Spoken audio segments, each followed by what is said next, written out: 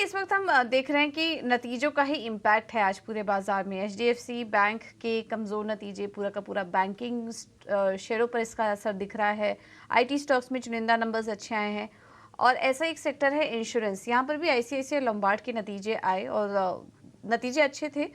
मुनाफे में करीब 22% की बढ़त देखने को मिली कंपनी के नतीजों में, और इस वजह से हम देख रहे हैं कि जो दूसरे इंश्योरेंस स्टॉक्स हैं वहाँ पर भी आज अच्छी तेज़ी है। एचडीएफसी लाइफ ऊपर है, एसबीआई लाइफ अभी का टॉप गेनर है निफ्टी का, वहाँ पर अच्छी तेज़ी देखने को मिल रही है। मैक्स फाइनेंशियल जैसे स्टॉक्स आज चल रहे हैं। आईसीआईसीआई लोम्बार्ड 7% ऊपर है नतीजों के बाद। तो इंश्योरेंस ये जो पूरा पैक है वहाँ पर भी काफ़ी अच्छी तेज़ी इस वक्त देखने को मिल रही है। अमूल, क्या व्यू बन रहा है आपका इंश्योरेंस कंपनियों में, और कोई कंपनी आपको इन स्तरों पर अच्छी लग रही है अभी भी लेने के लिए?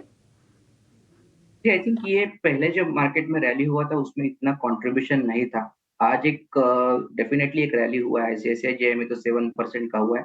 बट कहीं न कहीं ये टेक्सचर बता रहा है कि ये पुल बैक ज़्यादा लग रहा है रिवर्सल से ज़्यादा। तो मैं थोड़ा वेट एंड वॉच पे रहूँगा, बट अगर मैं चूज़ करना चाहता हूँ तो फ्रंटलाइन स्टॉक पे ही रहूँगा, क्योंकि एसबीआई लाइफ का फॉर्मेशन एक काफ़ी प्रॉमिसिंग है। हायर बॉटम हुआ है, 50 डे सिंपल मूविंग एवरेज के आसपास चल रहा है। तो मुझे लगता है कि ये उसके लिए 1410 और 1400 ये दोनों इम्पोर्टेंट लेवल रहेंगे। बट स्टिल ओवरऑल टेक्सचर बता रहे हैं कि ये पुल बैक ही है, तो थोड़ा वेट एंड वॉच करके ही उसमें बाइंग साइड पे ट्रेड लेना चाहिए। ओके, तो ये है जरा इंश्योरेंस स्टॉक्स पर। रवि, कैप्री ग्लोबल कैसा लग रहा है आपको? स्टॉक 8% ऊपर है आज भी। कल भी यहाँ पर स्टॉक में 13% की तेजी ये देखने को मिली थी, तो दोनों भी स्टॉक ऑलमोस्ट 20% तक चल चुका है। शानदार तेजी इंश्योरेंस प्लेटफॉर्म में भी अब कंपनी के जल्दी डेवलप करने की योजना, और काफ़ी डाइवर्सिफाइड पोर्टफोलियो है कंपनी का। कैसी लगती है आपको ये कंपनी? फंडामेंटली भी बताइए, और करंट सिचुएशन में क्या करें निवेशक और ट्रेडर्स इस स्टॉक में?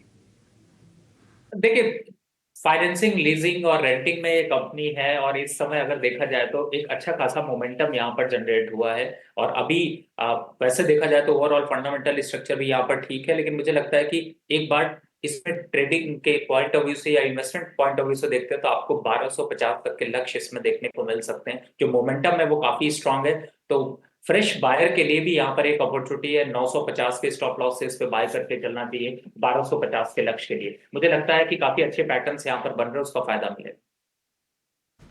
ठीक है, तो ये रहा है कैप्री ग्लोबल पर आती हुई इस वक्त रवि जी की तरफ से। फोकस करेंगे पावर स्टॉक्स पे, और क्या ये जो दबाव आज नज़र आया है जिसका असर पावर स्टॉक्स पे भी नज़र आ रहा है, REC, PFC, Tata power, NTPC, क्या ये एक करेक्शन मौका है या थोड़ा संभल कर रहने की आवश्यकता है?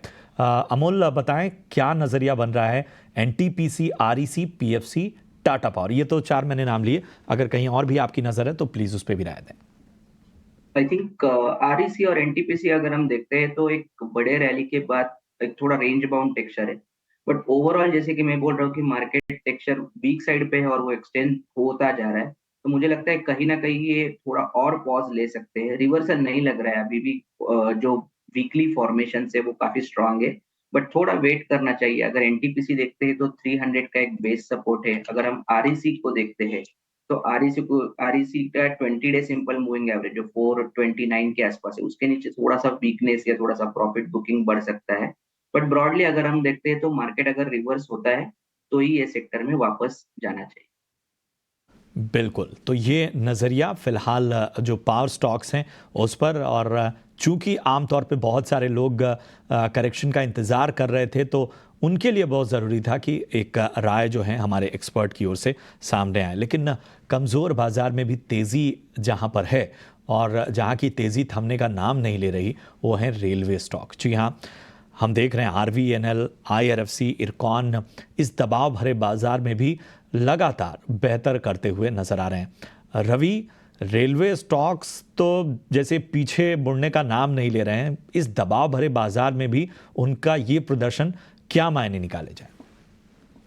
देखिए, टेक्निकली देखा जाए तो ये रैली काफी ओवरबॉट सी दिखाई देती है, लेकिन जब फंडामेंटल की तरफ देखते हैं तो मुझे लगता है कि बजट की एक्सपेक्टेशन, भले ये इंटरिम बजट है लेकिन उसका एक जो है वो स्ट्रक्चर यहाँ पर पॉजिटिव होता हुआ नजर आ रहा है। फिलहाल मैं एक एक करके स्टॉक्स अगर लेता हूं तो आरबीएनएल पे अब जैसे 200 233 के लेवल चल रहे हैं, तो 250 के आसपास थकता हुआ सा नजर आएगा और वहां पर आकर प्रॉफिट बुकिंग आप लोगों को देखना चाहिए। दोबारा एंट्री के लिए अगर देखते हैं तो मुझे लगता है वापस 215 220 के आसपास तक के मौके मिलेंगे। सेम विद द IRFC 150 के टारगेट पे थोड़ी प्रॉफिट बुकिंग कर लेनी चाहिए। लोअर साइड पे वापस 130 के आसपास के लेवल्स मिलते हैं तो देखा जा सकता है। इसी तरीके से रिकॉन पे देखते हैं तो 206 चल रहा है। थोड़ा सा ये शॉर्टर पीरियड व्यू में आपको बता रहा हूं, जो ट्रेडिंग के लोग लिहाज से यूज करते हैं या फिर थोड़ा प्रॉफिट बुकिंग देखनी चाहिए, तो वापस से 185 रुपए तक आ सकता है। 206 210 के बीच में इसमें प्रॉफिट बुकिंग करनी चाहिए। राइट्स की बात कर ले तो वो भी थोड़ा सा प्रॉफिट बुकिंग करके 480 के आसपास के लेवल दिखा सकता है। लेकिन मैं ये नहीं कह रहा हूं कि ट्रेंड डाउन है, ट्रेंड अप है, लेकिन फ्रेश बायर के लिए डिप पे मौका जो मैंने लेवल्स बताए हैं, और जो खास तौर से जो लोगों ने पोजिशनली होल्ड कर रखा है उनके लिए तो अच्छा ही है। यहां से भी अभी 5 से 7% तक के चलने के आसार दिखाई देंगे। लेकिन मार्केट है, मार्केट पे समय समय पे प्रॉफिट थोड़ी बुक करते रहना चाहिए, मुनाफा वसूली करती रहनी चाहिए, जिससे कि आपका प्रॉफिट लॉक हो सके। सबसे पहले आपसे समझना चाहेंगे, गुड आफ्टरनून। तो काफ़ी ज़्यादा कमज़ोर है आज बाजार और क्लियरली आज बैंकिंग स्टॉक्स दबाव बना रहे हैं, तो इस बाजार में ट्रेडर्स क्या कर रहे हैं और नीचे की तरफ आप अहम सपोर्ट लेवल्स क्या निकल कर आ रहे हैं मार्केट के लिए? जी, पूजा जी नमस्ते। आई थिंक सुबह जो गैप डाउन हुआ था मार्केट, एचडीएफसी बैंक ने थोड़ा सा प्राइवेट बैंक का सेंटिमेंट खराब किया था। आई थिंक एक रिकवरी आ रही थी, बट अगेन उसमें एक सेल ऑफ में ही कन्वर्ट हो गया है और अभी नियर टू डे के लोएस्ट लेवल पे चल रहा है। बैंक निफ्टी अगर हम देखते हैं तो एक 50 डे सिंपल मूविंग एवरेज के आसपास अभी बैंक निफ्टी ट्रेड हो रहा है। मेरे ख्याल से ये काफी टेक्सचर वीक ही है, बट ओवरसोल्ड हुआ है इंट्राडे में। इंडेक्स भी आई थिंक 400 पॉइंट का करेक्शन हो चुका है। तो बैंक निफ्टी के लिए मैं लेवल देखूंगा 46,200 का। वहां से एक पुल बैक आ सकता है, बट रिवर्सल नहीं है। और इंडेक्स के लिए अगर मैं देखता हूँ तो इंडेक्स भी एक 20 डे सिंपल मूविंग एवरेज के आसपास अभी ट्रेड हो रहा है। तो 21,600 ये एक इंडेक्स के लिए क्रूशल लेवल रहेगा। आई थिंक ओवरऑल अगर हम देखेंगे तो फॉर्मेशन वीक ही है, बट एक माइनर पुल बैक रैली यहाँ से आ सकती है। बिल्कुल, तो ये है नज़रिया फ़िलहाल इंडेक्स पर अमोल जी का, यहाँ पर आपको नज़र रखनी है। ये इस बाज़ार में क्या आपकी रणनीति होगी? Good afternoon Prashant ji. देखिए, इस समय तो मार्केट में सब तरफ पैनिक है और उसकी वजह से थोड़ा सा ट्रेडर को संभल कर ट्रेड करना चाहिए। लेकिन फिर भी एक स्टॉक यहाँ पर बाय के लिए है, वो है पीटीसी इंडिया। 202 के पास इसको बाय किया जा सकता है। अपसाइड टारगेट देखते हैं तो 215 रुपए का, और स्टॉप लॉस देखें तो 197 का। चार्ट स्ट्रक्चर अच्छा दिख रहा है। 195 का बॉटम बनाने के बाद यहाँ से इसने वापस से पुल बैक रैली एक दिखाई है और अब फ्रेश जो है वो ब्रेकआउट की तरफ बढ़ रहा है।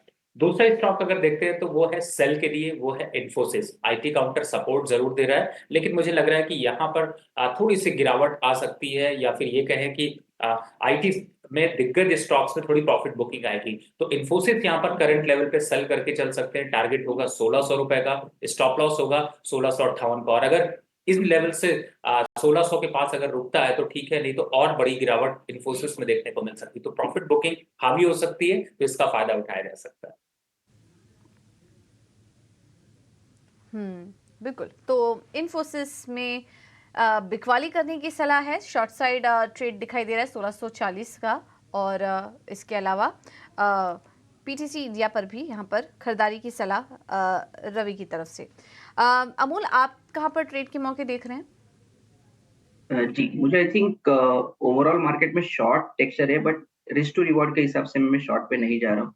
मुझे लग रहा है कि एक अगर बाउंस बैक आता है तो एक उसमें आईटी और जो फ्रंटलाइन स्टॉक है वो कंट्रीब्यूट करेंगे। तो मैं एक टीसीएस के साथ जाना चाहूंगा बाइंग साइड पे। 3880 के आसपास चल रहा है। 4000 के टारगेट्स निकल के आ रहे हैं और स्टॉप लॉस उसका रहेगा 3819 पोजिशनल रहेगा। और भारतीय एयरटेल के साथ जाना चाहूंगा।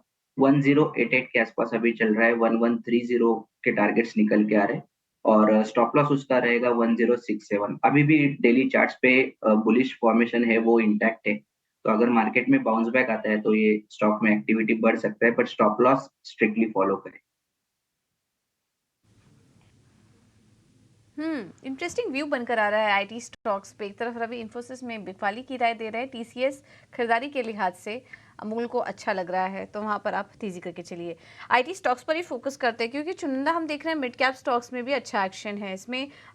रवि आप सलाह दीजिए परसिस्टेंट पे, यहाँ पर भी अच्छी तेजी है, क्या कोई ट्रेड लेने की सलाह देंगे? देखिए परसिस्टेंट सिस्टम बिल्कुल यहाँ पर थोड़ा सा अपवर्ड मोमेंटम देखने को मिला है। 7745 का एक जो है वो टॉप बनाता हुआ नजर आया इंट्राडे पे, लेकिन मुझे ऐसा लगता है कि यहाँ से इसमें भी थोड़ी सी मुनाफा वसूली आ सकती है। तो अगर बाइंग मोमेंटम के लिए देख रहे हैं तो मुझे लगता है कि 7650 के आसपास यानी 50 रुपए के करेक्शन पे बाय के लिए अच्छा होगा। थोड़ा सा वेट एंड वॉच की पॉलिसी रखनी चाहिए। फ्रेश ट्रेड अभी लेने के लिए रिस्क रिवॉर्ड रेशियो यहाँ पर बेहतर नहीं, लेकिन अगर 7650 के आसपास आता है तो 7600 के स्टॉप लॉस से 7850 के टारगेट के लिए यहाँ पर बाय किया जा सकता है। तब तक अभी थोड़ा सा वेट एंड वॉच की पॉलिसी रखनी चाहिए।